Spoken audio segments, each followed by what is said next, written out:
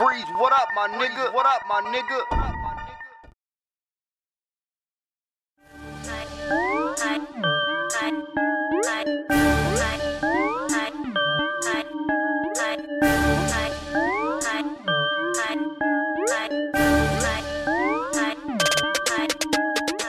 Make sure everybody's getting paid for what they're doing. You know, there's a few faces in here that I know that's familiar to me, and I know that y'all doing stuff that y'all should be getting royalties for, and if you're not, this is how you do it. I just want to ask everybody a question before I get started though. Who knows what a pro is?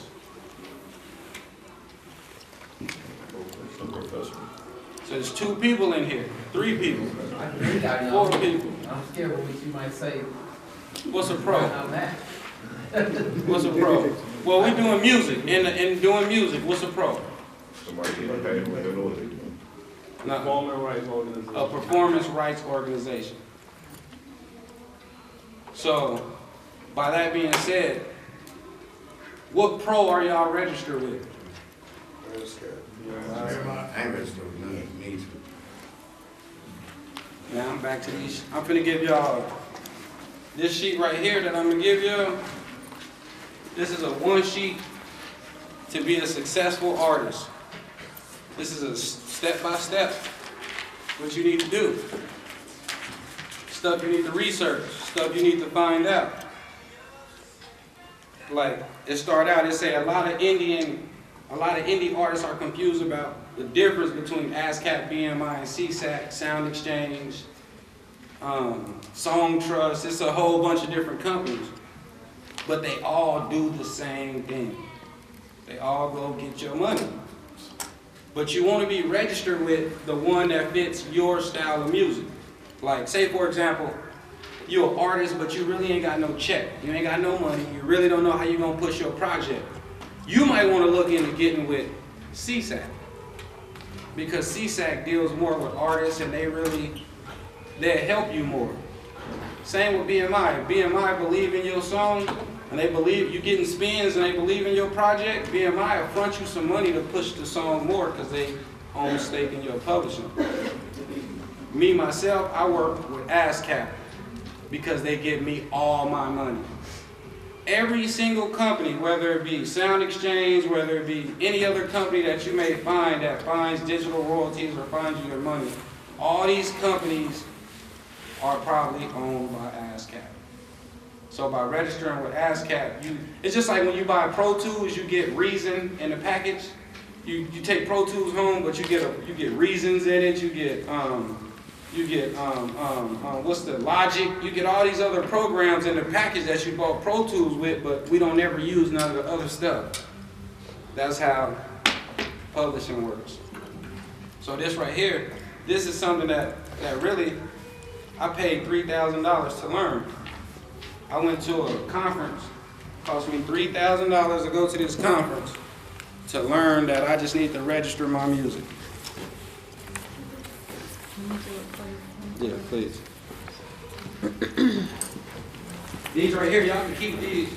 Take this home. Put this shit on your desk. Put it in, like you need to put it, PDF. Like you need to read this. Like this stuff that's on this paper, you need to know this by heart. Like you really need to know this by heart. Who in here know what a split sheet is? That's because y'all rock with me, bro. Like, chill out, bro. Like, y'all know all the answers. But a split sheet is what most of everybody in here need to be doing for their music. Let's say he make the beat, because he's a producer. Rockadopoulos is a rapper. And I have my man Davis get on it, and I got Teray on the record. He made the beat. He rapped on it, he rapped on it, and he rapped on it. They all wrote their own verses. How much money do y'all get? We made $10. Who gets what?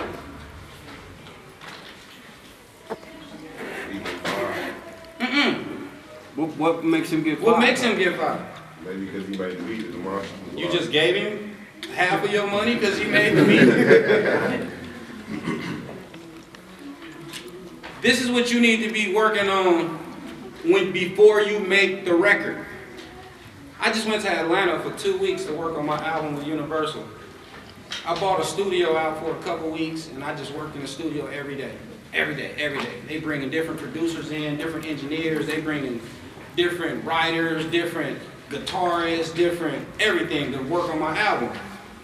And before they leave, everybody's stopping at the desk doing their paperwork. Because the nigga who played the guitar won his points. Because the nigga who helped write the hook, he ain't even on the song, but he helped write the hook. He won his just due. And if y'all not getting that, it's y'all fault. Because y'all going into the studios making music with y'all homies, and when y'all get done making music, y'all take the CD and y'all leave, and then it's music.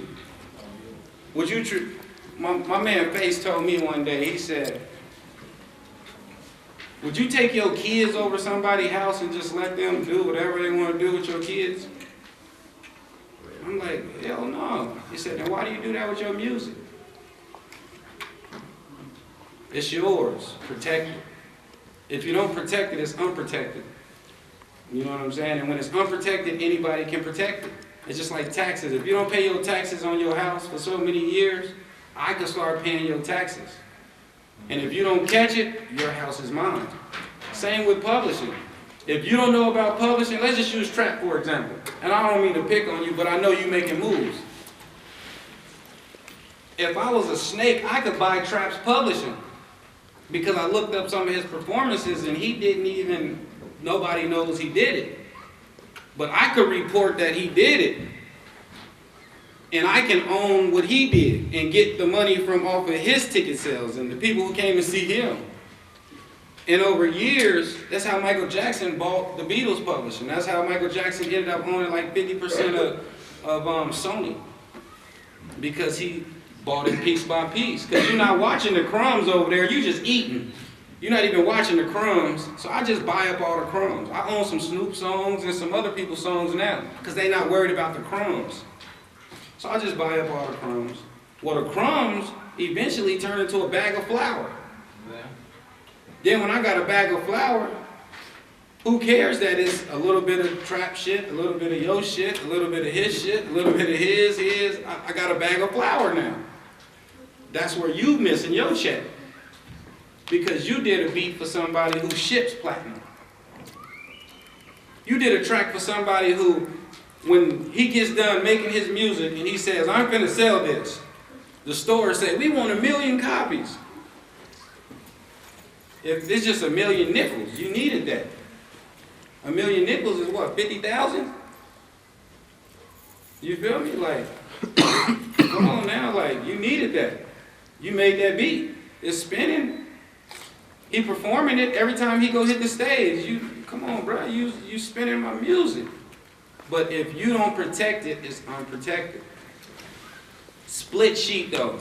You need to get some split sheets. I asked, oh boy, what's his name? Jay Beats or whatever his name is. He made some tracks for you. He came by my studio one day and we were talking about split sheets. And he didn't even know what I was talking about. So I didn't want none of his music. There's a producer that y'all might know of named Magnum Mike that's been working with me for years. Universal picked up my project and now we've gone over split sheets and now he got to sign a split sheet and give up So I took all of his beats off of my album. He still could be my friend, but when it comes to my business, he's not going to eat because he doesn't understand business. And that's nothing personal, that's just, I'm not in control of my album not coming out on therapy. It's coming out on Universal. So Universal was telling me how to structure this. When it was therapy, I told everybody how I wanted to do it. Now I don't get to tell everybody how I want to do it no more. Now, when it comes to like sync licensing, publishing, distribution, promo, revenue, all of that, this is your product.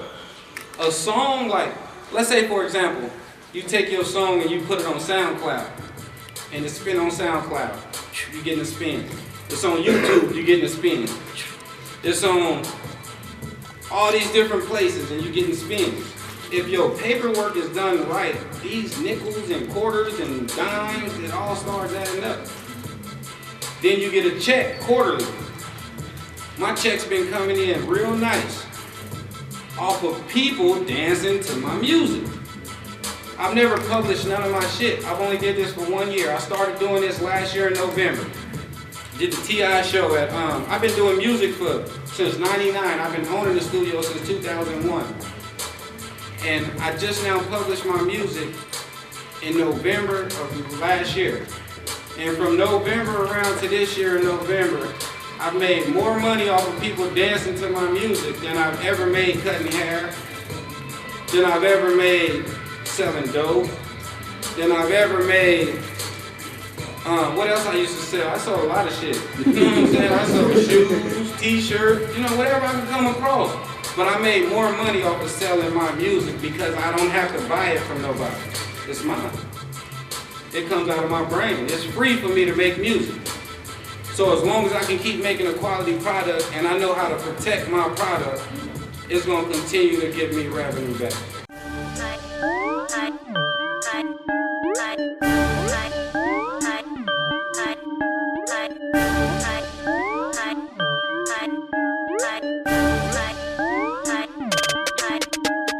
Until we start caring, these corporations is gonna continue to get rich off of our dreams. And it's us who missing the boat because it ain't like we ain't got good music. It ain't like we ain't putting the music out. We're just not protecting it. And anytime your music is spent, like whatever he's spending right now, they should be getting paid. You feel me? Like, it's just, that's how it goes. Y'all in here listening to it. It's 1, 2, 3, 4, 5, 6, however many people in here listening to that. Whoever made that beat, they need their royalties. So when I go home tonight and I report that I did this class and I spoke and this played, and half of y'all crazy because all of y'all should be trying to get y'all music spent. If it was papered up, because it account. You want your music played, but it don't matter if your music ain't papered up. You know what I'm saying? You're just really just getting popular. You know what I'm saying? That's why I clown on Facebook and I clown on the computer all the time, because people always putting lists up like who the best rapper in AZ? Who makes the most money rapping? That should be the list. That's who I want to talk to. Show me who make the most money rapping and let me talk to that nigga. But don't nobody, my nigga, the people who in this class right now is mainly people that I reached out to or people who reached out to me personally. Think about how many rappers that we know that ain't here, who think they the best rapper, who ain't making no money for rapping. Does that even make sense? They need to quit rapping and get out the way so that the Davis and the Traps and the Tourays and the squads and the people in here who really serious about their music can get on. But you can't get on if it's 100 niggas and ain't nobody papered up. It's like a satellite. And it's like the industry is like in space looking at the earth. And it's only me and a couple other people who light in Arizona pinging.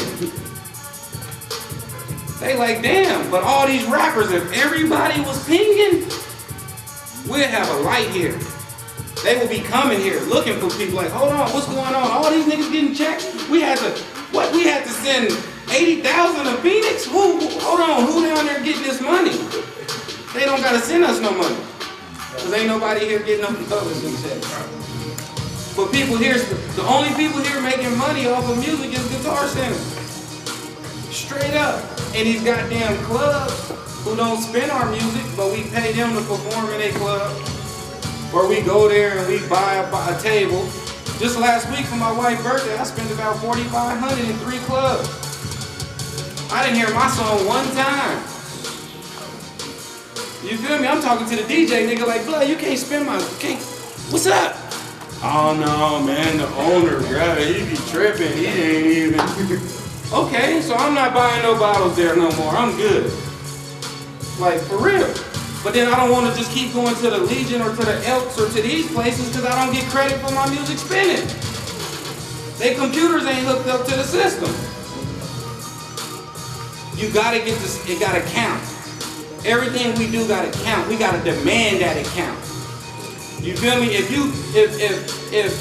somebody around here having a show and they call you and they like, bro, I want you to come perform in my show.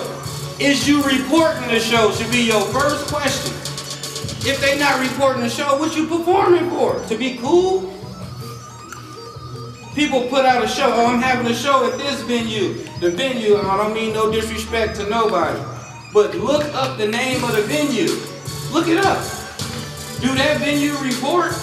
If they don't make them. Henry Jacks, y'all heard of Henry Jacks? I made them report. They hit me like, bro, why you think G-Mo them don't put me on no more of their shows? Cause ASCAP go hit their door. Hey man, Freez, yeah, that song he performed, that's licensed through Warner and they want their check. They're like, damn, we didn't even, the Mexican dude probably called G-Mo like, hey, what's going on? The little black guy, we have to make these people accountable, bro. If we don't make them accountable, they gonna keep having shows, getting the door money, we buying the bar money, and our music don't even count. At least give me some credit for performing in here. Think about how many shows we did at Famous Sam's. They reported. And we never reported what we was doing. They did their part, we didn't do our part. The SWUMA Awards that was at the Symphony Hall, think about this. That's the most prestigious venue in Arizona. Ain't no venue in Arizona more prestigious, like to the industry, to the powers that be. Niggas in here, there's a couple people in here that performed on that stage. When I did the SWUMA there, they didn't report it. That's what I was saying earlier. I got a check for $8,000 something from Symphony Hall on publishing. I didn't even know the check was coming. I asked my man, they shut my bank account down and everything. Like straight up. And I didn't even understand the magnitude of what I could have got because there's 3,500 seats in that building. Seats, 3,500. You feel me? When you do shows in these places, you get paid on the occupancy of the venue, not how many people came. That's a bonus. However many people come is a bonus. All these venues, they gotta pay a licensing fee every year. My man put me on the show with Juicy J and Chameleonaire. I paid him like $1,500 or something to get on the show. I made double that back for being on the show because I reported it. I paid him to get on though. Niggas like, that nigga Freez, man. He only on the show because he paid to get on. Yeah, nigga, I made more than you. I made double what I paid to get on it, and I got credit through Billboard for doing it. ASCAP, all these people know what I'm doing. So now when I go to the I Create Music conference next year, if I don't, how'd it go? If I don't make a certain amount of money in royalties based off of my work, You get an award. I get an award and a check just for my nigga to keep working. What? We don't get none of that. And all the work we putting in, where our checks at? Where our awards at? If we don't get a SWUMA award, we don't get shit because we don't set ourselves up to get it. You know what I'm saying? And we gotta set ourselves up to get it. And we gotta follow those and empower those who trying to create the line. Like, I know a lot of people from here, a couple people, I can name the Willies, the Hot Rods, the Juices, all the people who had quote unquote rapper deals. It's over with. They're great guys. But this is a business. This isn't about who can rap the best. Right. This isn't about who makes the best beats. This is about who does their business right. King Freez. I went to Atlanta, worked with King Freez. King Freez did 17 beats for Bangladesh. Bangladesh gave him $250,000 for 17 beats. Them 17 beats made Bangladesh 20 million. Y'all know a milli. Beyonce, a diva. A diva is a goddamn Nicki Minaj did it on them. Gucci Mane, Lemonade. Like Freez made all them beats. feel me? This nigga publishing checks is stupid. The other day we was sitting in the studio, he got like 4 pages, because now this is an app. You can get this shit on your phone as an app. BMI got an app, ASCAP got an app, Sound Exchange got an app. This shit is an app. You can put your show. I get off of the stage, when I get through rapping, I get off of the stage and go in the crowd, be chilling. Oh yeah, what up my guy? Yeah, good show. But I be putting my shit in. All right, my nigga. Real talk. I got on the stage at 9:55. I got off at 10:10. Hold on, bro. I'll be right over there. I need my check, bro. I just perform for these people. I ain't no monkey. Real talk. This is intellectual property. What does it mean to you? If you don't protect it, it's unprotected. That's like the motto of this whole class. Protect yourself, just like unprotected sex. Protect your music. Put a condom on it. That's all these people is. It's protecting you so you can get your bread.